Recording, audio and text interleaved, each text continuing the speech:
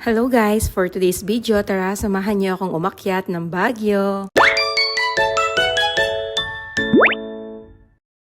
Madilim pa nga lang ay umalis na ako. Nagpahatid lang ako kay husband dahil hindi siya pwedeng umabsent sa kanyang work today. Sabi ko ay sumunod na lang siya. Magbabas na lang ako at ihatid sa may Dao and then diretso na siya sa kanyang work. At nandito na nga tayo sa may Bus Dao Terminal. Dito ang sakayan ng Pabagyo, Bolinao, Tugigaraw, Olongapo, Zambales at marami pang iba. Ito naman yung luggage na color blue. Lagi kong daladala. Bili muna tayo ng maalmusa dahil di pa tayo nag-breakfast. Bukan natin itong kanilang burger. Ayan, marami kang mabibili sa kanila. Dito yan sa may tapat ng mga Victory Liner. Nagsisisi ako dahil meron palang point to point from Clark to Baguio. So ayun, nainip ang person sa kanyang biyahe. Matagal din bago ako nakaalis dahil laging puno ang mga dumarating na bus. Pagdating naman ng sumunod na bus, 6 lang ang available. Buti na lang nakasakay ako. Ayan, ganda-gandahan muna habang naghihintay. Wala pa sa Baguio ay naka-jacket na. Parang yung mga kasabayan ko, halos naka-jacket. Finally, at ilang minutes ay nakaalis na ang aming bus. Kapag naman nagbabiyaya ko with public transport, nag-face mask ako. Para pag nakatulog, syempre hindi tayo makikitang nakanganga. 2017 pa, nung last ako magbiyaheng pa Baguio na nakabas. Anyway, ang lakad ko pala pa Baguio ay trabaho. Kasama ang mga boss ko. Every other year kasi, ginagawa ang meeting sa Baguio. Pero depende pa rin sa schedule nila. Ang pamasahe naman ay 430